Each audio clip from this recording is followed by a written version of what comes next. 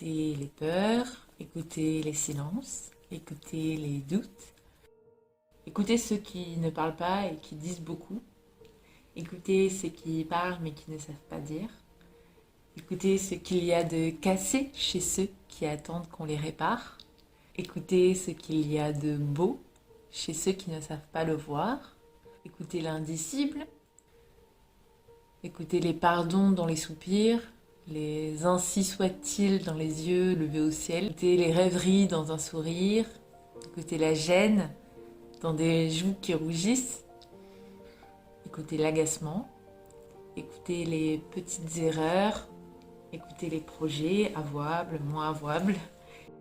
Avant d'être psychologue, comme beaucoup de gens, je pensais que écouter c'était quelque chose qui était naturel. Même je pensais savoir le faire. En réalité, j'ai appris plus tard que c'était quelque chose qui s'apprenait et qui, pas si simple toujours, ou en tout cas qui méritait d'être travaillé vraiment très régulièrement. Quand j'y écouter, c'est la vraie écoute, celle qui permet à l'autre d'être compris, d'être accepté, d'avoir la sensation de choix et de ne pas se sentir infantilisé ou en tout cas réellement compris. Finalement, c'est ça le but d'une conversation, c'est quand vous dites quelque chose à l'autre, vous avez envie de partager ce qui se passe pour vous et finalement envoyer un message et vous assurer que l'autre a reçu ce message. Moi par exemple, j'ai toujours énormément aimé écrire des lettres et recevoir des lettres. Je trouve que c'est un moyen de communiquer qui nous donne finalement ce qu'on doit savoir de l'autre. C'est-à-dire que le message, il est clair. C'est-à-dire que quand j'ai la lettre, je sais ce que l'autre a voulu me dire, ça me laisse le temps de réfléchir, je ne suis pas face à lui. Et du coup, c'est une manière d'écouter qui est impeccable, facile. Et du coup, dans ma manière d'écouter aujourd'hui, j'essaie souvent de me dire, là, qu'est-ce que c'est que sa lettre? Qu'est-ce qu'il me dit? Qu'est-ce qu'il a envie de me faire savoir? Quel message il veut me faire passer? Et dans mon rôle d'écoute, c'est celui-là. C'est me mettre dans cette position de destinataire d'une lettre. Et c'est pas si facile, parce qu'en fait, spontanément, on est plutôt en position, non pas de receveur, mais vraiment en position hôte. C'est-à-dire, on va dire beaucoup de nous, alors qu'on est censé recevoir. Il y a Elias Porter qui a vraiment travaillé sur montrer qu'il y avait différents types d'écoute naturelle, et donc 5 qui pouvaient pas forcément aider l'autre à faire passer un message, ou en tout cas qui cassaient ce mécanisme un peu d'éclosion du discours. Et je vais vous parler de ces attitudes, peut-être que ça va vous parler, vous allez vous reconnaître là-dedans, et que vous allez peut-être avoir des pistes pour changer votre manière d'écouter, et si ça peut vous convaincre que c'est quelque chose qui se travaille, ma mission sera gagnée. On va prendre Martine comme exemple. Martine, c'est votre voisine, et en ce moment, quand elle vous parle, c'est beaucoup pour vous dire qu'elle en a ras-le-bol de cette situation et qu'elle a envie de tout plaquer pour aller faire des documentaires animaliers au Congo. Elle a envie d'essayer tout, famille, boulot, etc. Et elle vous raconte ça. Vous êtes quelqu'un de bienveillant, vous avez envie d'écouter réellement Martine, et du coup, vous avez différents types de réactions qui vont être les différentes attitudes de porteur. Le premier type de réaction, qui peut être très spontané et très naturel, c'est l'attitude de jugement ou d'évaluation. Ça va être de lui dire je sais pas si c'est une bonne idée, ça me paraît un peu risqué quand même. Ah, mais super, vas-y, fais-le, t'as raison. Voilà, ce type de réaction, négative ou positive, c'est un jugement. C'est-à-dire que c'est une évaluation de ce qu'elle vous dit. Vous vous dites, par rapport à vous, votre système, vos croyances, ce que vous en pensez, vous lui donnez un avis. Vous êtes en position plutôt haute, pas basse, vous n'êtes pas récepteur d'un message. Vous directement, vous renvoyez quelque chose. La deuxième posture, ou attitude d'écoute, ça va être inquisitrice. C'est-à-dire que vous allez dire et du coup, quand est-ce que tu pars? Et comment? Et pourquoi? Vous allez poser des questions. Ça, quand on est psychologue, on a tendance beaucoup à faire ça, ou en tout cas dans la relation d'aide.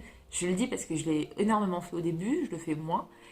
Ça va être effectivement de tout le temps être dans cette posture inquisitrice qui peut faire sentir à l'autre qu'on passe en interrogatoire. Ça ne nous fait pas nous sentir tellement compris, et surtout, ça ne va pas au rythme. En fait, au rythme de la personne qui parle. C'est-à-dire qu'elle est peut-être juste en train de vous parler d'une projection, peut-être qu'elle est juste en train de vous parler de ce qu'elle vit en ce moment, et vous êtes déjà plus loin. Du coup, vous menez un peu trop la danse pour vraiment être dans une écoute active qui vraiment va pouvoir lui faire se sentir comprise, soutenue et non jugée. il va y avoir l'attitude conseil ou orientée solution. Et ça, c'était vraiment la mienne avant. J'ai dû vraiment beaucoup travailler pour avoir moins ce type d'écoute.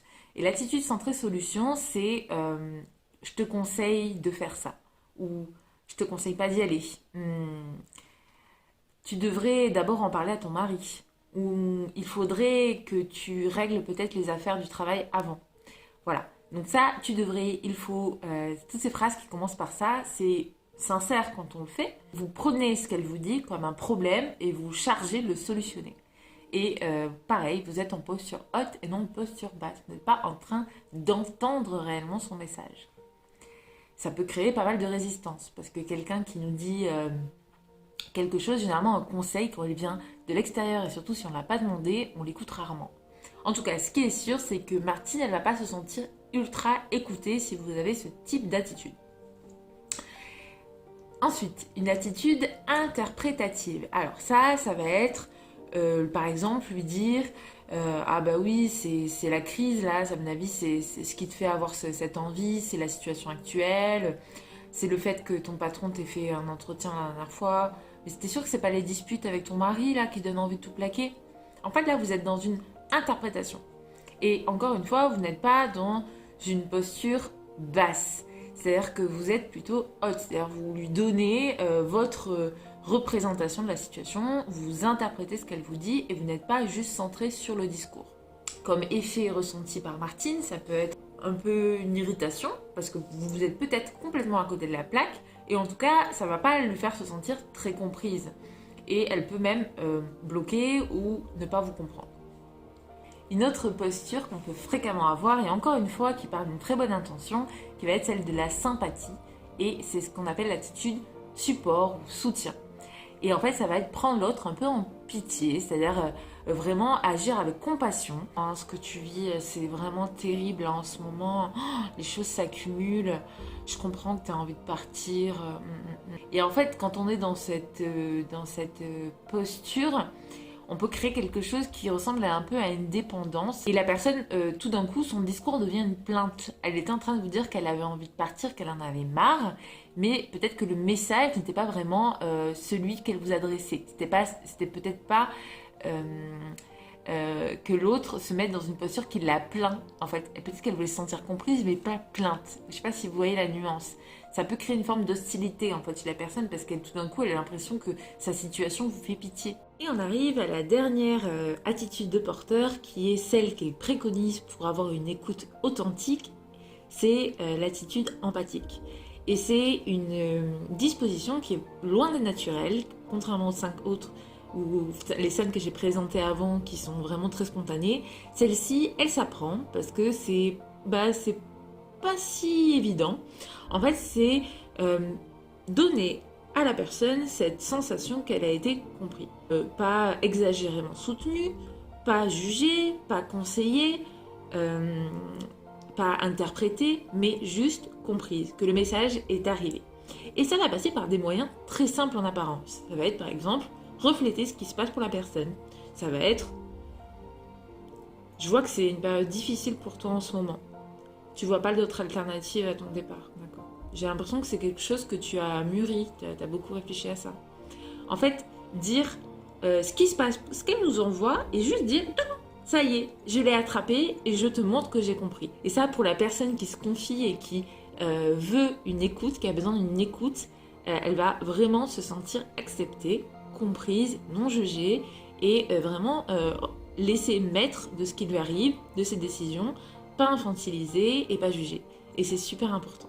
Donc si vous avez envie de vous entraîner à cette communication, cette posture empathique, à cet art d'écouter pour de vrai, vraiment donner le sentiment à la personne d'avoir été réellement comprise, je vous invite vraiment à essayer. C'est vrai que pour avoir eu des conversations que j'étais écoutée avec des personnes qui étaient réellement dans cette position-là, basse, c'est très agréable, vraiment. On a vraiment l'impression de pouvoir dire, et non, pas tout le monde laisse écouter, c'est loin d'un naturel, on a tout type de réactions spontanées qui sont normales à avoir. Mais si vous, de temps en temps, vous avez envie de proposer à quelqu'un qui en a besoin une véritable écoute, pensez aux 5 attitudes de porteur qui sont pas toujours très favorables à instaurer ce cadre bienveillant et qui permet à l'autre vraiment de se sentir entendu.